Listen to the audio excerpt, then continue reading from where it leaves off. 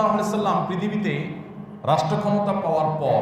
বা মদিনাবাসীর দায়িত্ব পাওয়ার পর যতদিন তিনি বেঁচে ছিলেন, তারপরে তার 4 খলিফা মিলে যে 30 বছর শাসন করেছেন মুসলিম বিশ্বকে, এই পুরো সময়টার মধ্যে আপনি একটি বারও দেখতে পাবেন না যে মুসলিম তো বটেই, অন্য ধর্মাবলম্বী কোনো মানুষকে অসম্মান, অপমান, অপদস্থ হতে হয়েছে শুধু এই জন্য যে সে অন্য ধর্মাবলম্বী বা ভিন্ন মতের হলে তাকে নানা যুক্তি দিয়ে, নানা ট্যাগ দিয়ে তার রক্তকে হালাল করা, তার ইজ্জত নষ্ট করাকে হালাল করা, এরকম কোন দৃষ্টান্ত ইসলামের সোনালী যুগের স্বর্ণ মারকদের মধ্যে কেউ কল্পনাও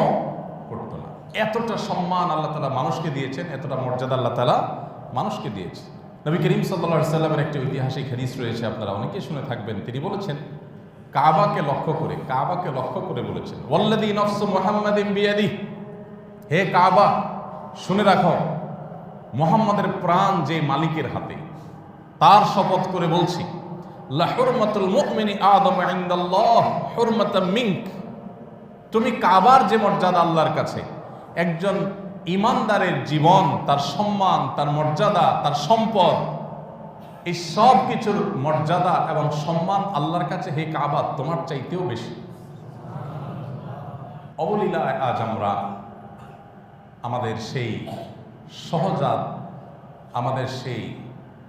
মুসলিম ভাইদেরকে বা মানুষ হিসেবে আমরা যারা পৃথিবীতে আছি, মানুষ ভাইদেরকে আমরা অসম্মান করি, অপদস্থ করি, মিথ্যাচার করি, মিথ্যা ব্লেম দেই, মিথ্যা ট্যাগ লাগাই, তাদেরকে খুন করি, তাদের রক্ত ঝরাই, তাদের সম্পদের হানি করি। আস-সুন্নাহ ফাউন্ডেশন, উম্মার স্বার্থে সুন্নাহর সাথে।